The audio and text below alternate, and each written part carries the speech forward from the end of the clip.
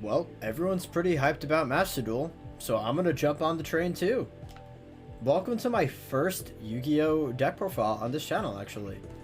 I wasn't sure what I wanted to do, whether I really was gonna go through with Yu-Gi-Oh on this channel, but the more I realized, this channel is not Vanguard specific. It's just branded as me, so might as well do what I enjoy. And honestly, I've been having a ton of fun with Master Duel. I would highly recommend it to returning players and just people to enjoy the game. But this is Sky Strikers.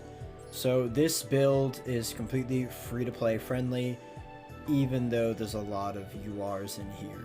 I ended up just burning all the gems that I had for packs and dismantling everything into URs just so I'd be able to complete this deck. Honestly, there's certain cards in here that I'll get to, like in the extra deck. You don't have to run these, but it'll be when we get there. Currently, I am Platinum 4. This deck actually got me really far, and I'm surprised. I ended up getting Platinum 4 after one day of being an absolute degenerate and just playing it so much. But I had a great time, actually. And I'm really surprised at how well I was able to perform. It's really interesting to play this through partially an OCG format, because the hit to Shizuku, or Kagari, does hurt to an extent, but at the same time, having the double engage makes up for it slightly. But we'll get there when we get there. Starting off the deck profile, we have 3 copies of Maxi. This is the most powerful hand trap in this format. I guess you can call it that. But there's no reason not to play this. It could potentially blow people out of the water. 3 Ash Blossom, the most generic hand trap in my mind. It's just super solid overall. Ends up slowing a lot of decks down. This is the most different thing. 3 copies of Ray and 3 copies of Rose. Now there's kind of like 3 answers that I can give to this. The first one being I was just needed to fill up deck space because I didn't have enough cards. I was too busy trying to craft everything, and this deck isn't optimized. The other answer is if you don't see a Sky Striker monster, you can end up just losing the game outright.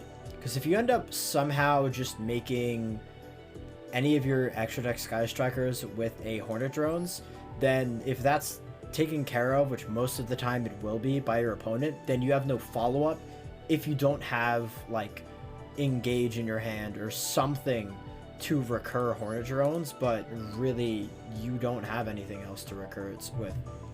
So having 6 monsters for you to be able to open one of them just so that your plays can begin, because I was also playing this as a blind second striker list, so either or you can end up just opening one of them to go straight into Hayate to be able to mill whatever you need, whether it's a starter card like Engage or anything else that's a piece that you need to set up with.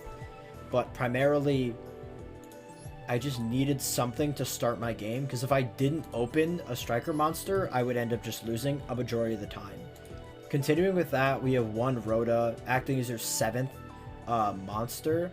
So I don't know what the math is off the top of my head. I will put it on screen now, and I would rather have those odds than end up minimizing my monster count into 5, if not 4. Because if I was playing a different engine, like DPE in the TCG, I've seen people just play 3 Ray, 1 Rose, and just have a smaller lineup.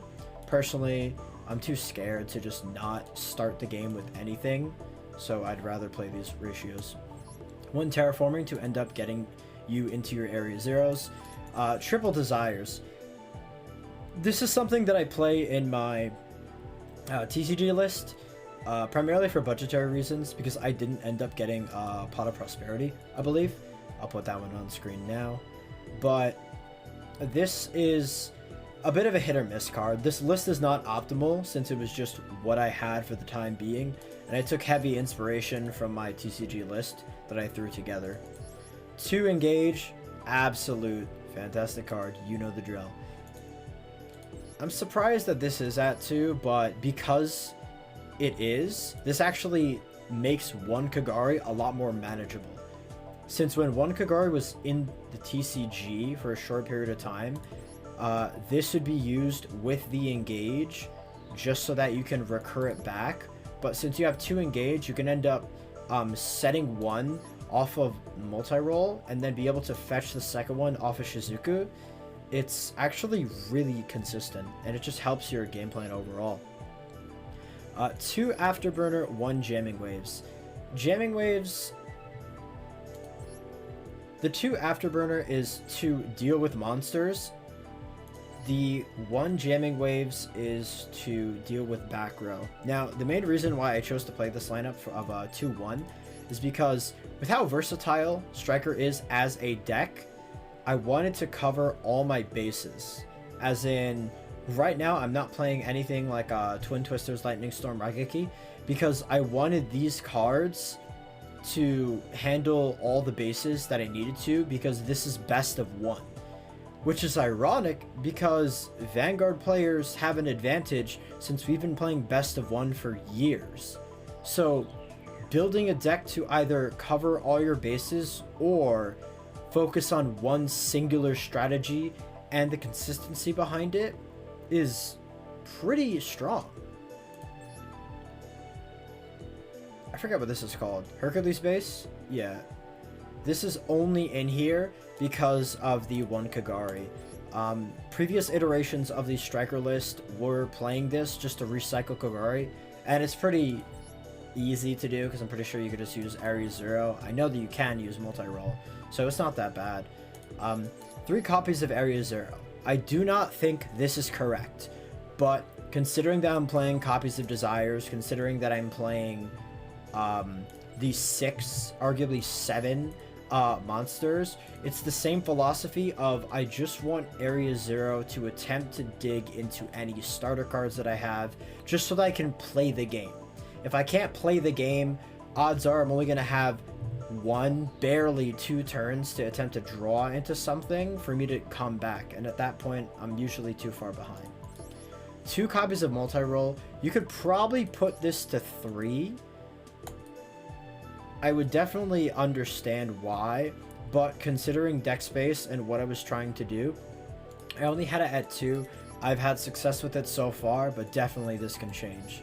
The double or nothing. This coincides with the Utopia double package that I'm running, and this is not correct in my mind. The most optimal thing that you can do is, I believe, use Haku Fiberax, Crystron Needle Fiber, and the I forget what it's called, but basically the access code package is what you could be placing for like 1-2, take out the Zeke, maybe the Ningirsu if it's really a problem for you, but that's a hell of a lot better to use to OTK your opponent, especially because it becomes a massive body on board, and there's so many pros to that card than there is to running this package, because odds are you can end up drawing this and this combo just becomes dead. But this does coincide with a blind going second deck like I was doing. The point of opening these, one of your 7 monsters, once again your terraformings, your Area 0s and multi-rolls. Multi-roll popping Area 0 can end up getting you a second monster.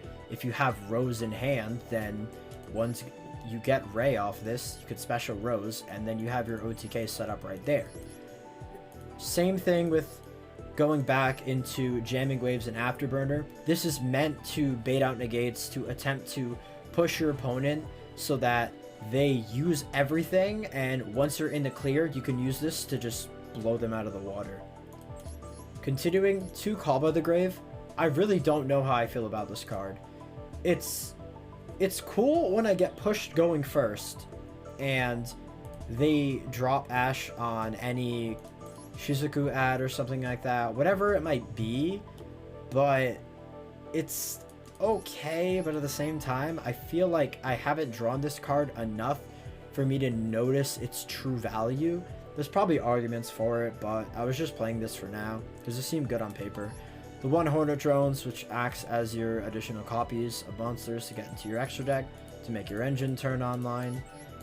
2 Widow Anchor, that's a little bit self-explanatory, but definitely being able to use this to bait negates. 2 Shark Cannon.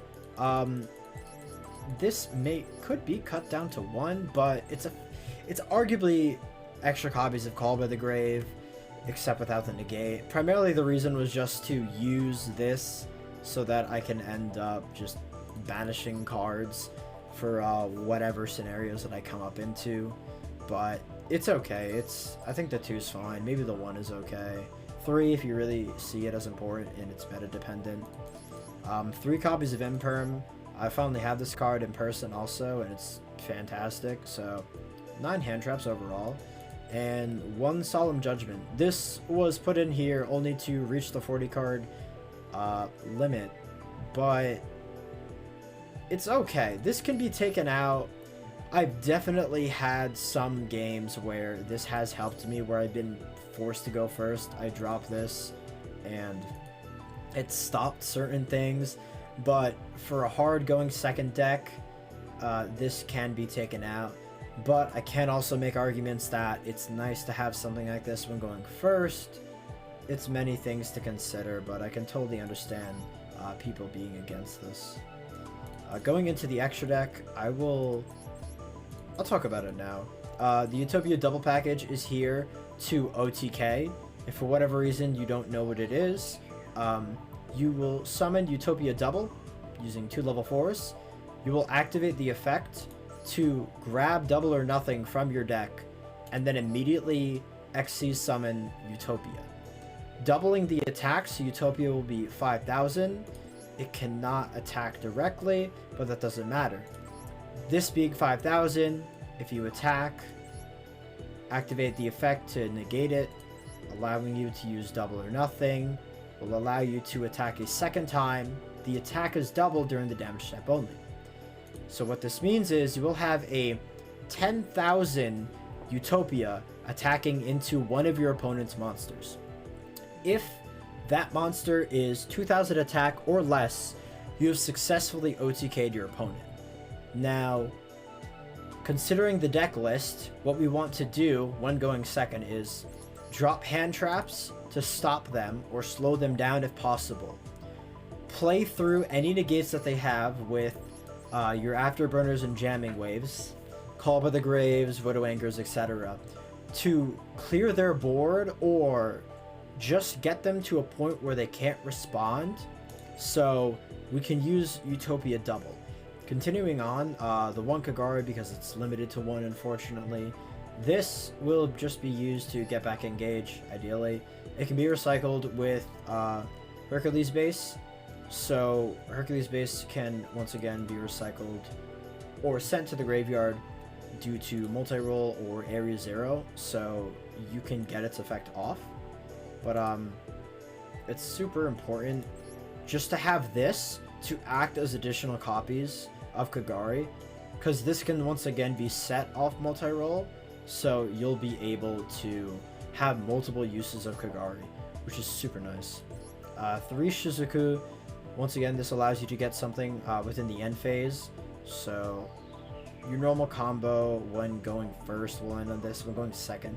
Actually, just during the end of your turn, you're going to end up on this. It's a little bit self-explanatory. Triple Hayate to be able to dump anything that you need. This is a little bit self-explanatory. Double Kinda, double Zeke is only here to fill space. Optimally, you take out 1 Kinda, you take out 1 Zeke, and then you have more extra deck slots.